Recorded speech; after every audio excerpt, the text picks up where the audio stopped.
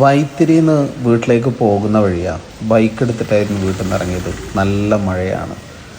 മഴ ഒന്ന് ചോർന്നിട്ട് പോകാം എന്ന് കരുതിയിട്ട് ഇങ്ങനെ റോഡ് സൈഡിൽ വെയിറ്റ് ചെയ്യുമ്പോഴാണ് ഈ ഒരു കാഴ്ച കാണുന്നത്. ഈ ഒരു മനുഷ്യനെ നമ്മളെല്ലാവരും അറിയും. കാരണം സെക്രട്ടേറിയറ്റിൻ്റെ മുമ്പിലൊക്കെ ഇദ്ദേഹം ഒരുപാട് ദിവസങ്ങളോളം സമരം ചെയ്തിട്ടുള്ള ഒരു മനുഷ്യനാണ്. എന്താണ്, എവിടെ നിന്നാണ് എന്നൊക്കെ നമുക്കൊന്ന് ചോദിച്ചു നോക്കാം. ഓക്കെ ഏട്ടാ, ഇതെന്താണ് നിങ്ങളെ യാത്രയുടെ ഉദ്ദേശം? എന്താ? സഹോദരന്റെ ഒരു കൊലപാതക കേസാണ്. അതിൽ പ്രതികളായിട്ട് വരുന്ന പോലീസും ഗവൺമെന്റിന്റെ മറ്റ് പലരും പ്രതികളായിട്ട് വരും. സർക്കാർ ഒരു വലിയ കുറച്ച് വർഷമായി വലിയൊരു അഴിമതി ഈ സംഭവത്തിന്റെ പുറകിലുണ്ട്, കേസിന്റെ പുറകിൽ. അപ്പൊ ഈ സംഭവം, ഈ കേസ് ഇവർ പല സ്റ്റേറ്റ് പോലീസ് അന്വേഷണം പറഞ്ഞ് അട്ടിമറിച്ചു. അപ്പൊ CBI അന്വേഷണം പറഞ്ഞു. എന്നിട്ട് നേരായ ഒരു നടപടികൾ ഉണ്ടായില്ല. വലിയ പൊതുജനങ്ങളുടെ ഒരു വലിയ ഗൂഗിളിലൊക്കെ സെർച്ച് നോക്കിയാൽ മനസ്സിലാവും, പൊതുജനങ്ങളുടെയൊക്കെ വലിയ ജനശ്രദ്ധ ഉണ്ടായ ഒരു സംഭവമാണ്. പിന്നെ ഇവരങ്ങ് അട്ടിമറിച്ചിട്ട് ഞാൻ വലിയ എന്നെ കൊണ്ട് പറ്റുന്ന രീതിയിൽ സമരം ചെയ്തും പൊതുജനങ്ങളുടെ സപ്പോർട്ട് കിട്ടുക, പൊതുജനങ്ങളുടെ ഒരു ശ്രദ്ധയിൽ കാര്യങ്ങൾ നമ്മൾ അവിടെ നിന്ന് ചെയ്തു. തിരുവനന്തപുരം സെക്രട്ടേറിയറ്റിന്റെ മുന്നേ ഞാനവിടെ സമരം ഉണ്ടായിരുന്നു. അപ്പൊ ഇവര് ചെയ്തതെന്ന് പറഞ്ഞു കഴിഞ്ഞാൽ, ഇവർ സ്ഥിരമായിട്ട് പലരെയും വിട്ട് ഇവര് ഭീഷണിപ്പെടുത്തുകയും നമ്മളെ അടിക്കുകയും എന്ന് പറഞ്ഞു കഴിഞ്ഞാൽ അങ്ങനെയുള്ള കാര്യങ്ങൾ പലതും ചെയ്തിട്ടുണ്ട്. ഏറ്റവും അവസാനം ഇവര് ആ ചെങ്കച്ചൂള ആ ഭാഗത്തുള്ള ഒരു ക്രിമിനൽ, അവനെ വിട്ട് സ്ഥിരമായി നമ്മളെ ഭീഷണിപ്പെടുത്തുക, അടിക്കുക എന്ന് പറഞ്ഞാൽ പല നമ്മുടെ ജീവന് തന്നെ അപായം ഉണ്ടാവുന്ന കാര്യങ്ങൾ അവിടെ വന്ന് അവൻ ചെയ്യുക. ഇയാളെ വിട്ട് ചെയ്യിക്കുന്നത് പോലീസുകാരാണ്. എന്ന് പറഞ്ഞാൽ അവര് ആളെ വിട്ട് അക്രമം ചെയ്യുക. അപ്പൊ ഈ അക്രമത്തിനെ തടഞ്ഞുകൊണ്ട് അതിൽ നിന്ന് രക്ഷപ്പെടാനുള്ള നമ്മുടെ ശ്രമത്തെ അവര് അക്രമമാക്കി കേസെടുക്കാൻ ശ്രമിക്കുക. അക്രമം ചെയ്യാൻ വേറെ ആളെ ഉപയോഗിക്കുക, ടൂളായിട്ട് വേറെ ഫ്രോഡിനെ ഉപയോഗിക്കുക. എന്നിട്ട് നിരപരാധികളെ എതിരെ കേസെടുക്കുക. അങ്ങനെയുള്ള പല ഇവരുടെ ഉപദ്രവം സഹിക്കാൻ പറ്റാതായ സമയത്ത് ഞാൻ എന്ത് ചെയ്തു, ഇവിടെ നിന്ന് നടന്ന് അവിടെ തിരുവനന്തപുരത്ത് നിന്ന് നടന്ന് ഇവിടെ വന്നു. തിരുവനന്തപുരത്ത് നിന്ന് നടന്ന് എറണാകുളം ഹൈക്കോടതിയുടെ അവിടെ വന്നു. അവിടെ കുറച്ച് ദിവസം ഉണ്ടായിരുന്നു. ഹൈക്കോടതിയുടെ അവിടെ നമ്മൾ തിരിഞ്ഞു പോകുന്നു. ഇവിടെ കോടതിയുടെ മുന്നിൽ ജീവിക്കാൻ പറ്റാതെ നമ്മൾ തെരുവിൽ ഇമാർ തിരിഞ്ഞു പോലും നോക്കുന്നില്ല. എന്നിട്ട് അവസാനം അവിടെ നിന്ന് നടന്ന് എറണാകുളത്ത് നിന്ന് പതുക്കെ നടന്ന് ഞാൻ അങ്ങ് പോയി. ഡൽഹിയിൽ പോയിട്ട് ഇപ്പം ഡൽഹിയിൽ നിന്ന് അവിടെ നമ്മൾ ഒരു ഐഡിയ ഇല്ല. എറണാകുളത്ത് നിന്ന് ഡൽഹിയിലേക്ക് പോവാനുള്ള കാരണം എന്തായിരുന്നു? ഇവരുടെ ഉപദ്രവം. ഇവന്മാരുടെ സംസ്ഥാന ഭരണകൂടം അവരുടെ അധികാര സംബന്ധമായ എല്ലാ സ്ഥാപനങ്ങളെ ഉപയോഗിച്ചുകൊണ്ട് അവർ നമ്മളെ ദ്രോഹിക്കുക.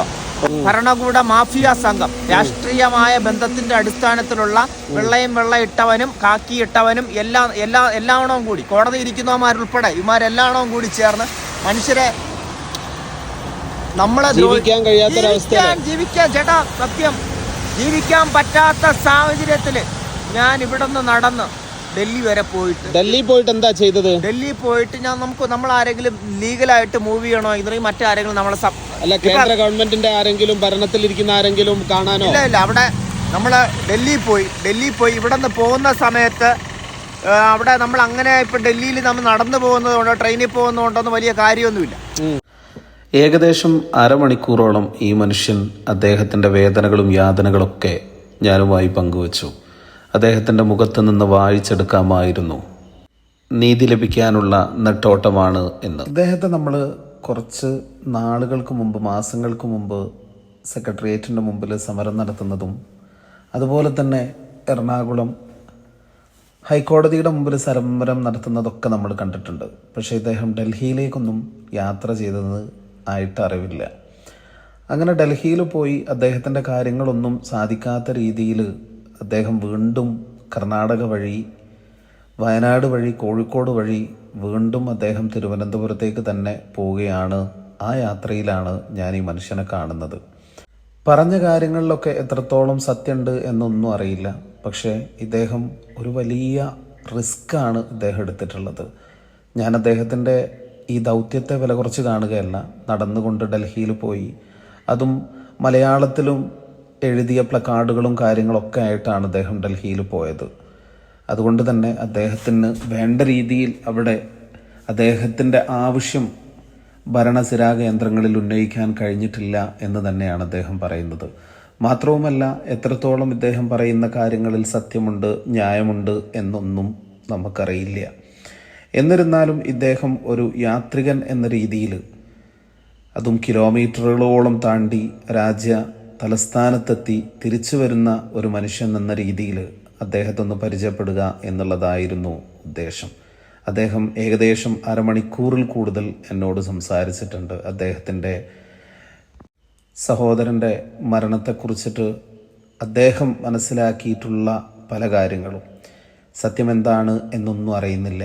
പക്ഷേ അർഹിക്കുന്ന നീതി അദ്ദേഹത്തിന് കിട്ടുന്നുണ്ടെങ്കിൽ, അദ്ദേഹം അതിന് അർഹനാണെങ്കിൽ അത് അദ്ദേഹത്തിന് കിട്ടട്ടെ എന്ന് നമുക്ക് പ്രാർത്ഥിക്കാം.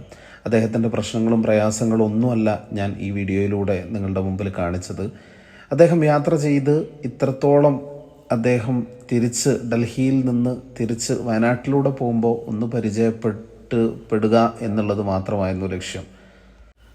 ആയിരക്കണക്കിന് കിലോമീറ്ററുകൾ അദ്ദേഹം കാൽനടയായി അദ്ദേഹത്തിന് ചെയ്യാൻ പറ്റുന്ന രീതിയിൽ ഈ മനുഷ്യൻ യാത്ര ചെയ്തു ജനങ്ങളെ അറിയിക്കുന്നുണ്ട്.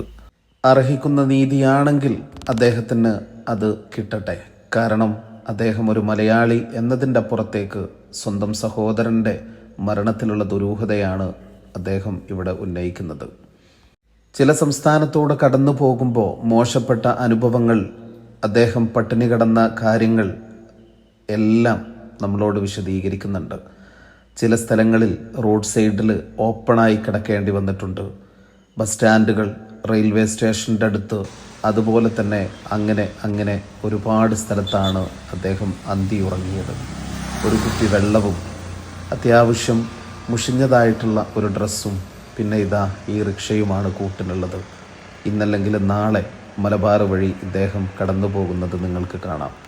അദ്ദേഹത്തിന് നീതിക്ക് വേണ്ടി നമുക്ക് പ്രാർത്ഥിക്കുന്നതോടൊപ്പം കഴിയുമെങ്കിൽ ആ പാവത്തിനെ ഒന്ന് സഹായിച്ചു കൊടുക്കുക. ഒരു നേരത്തെ ഭക്ഷണമെങ്കിൽ അങ്ങനെ.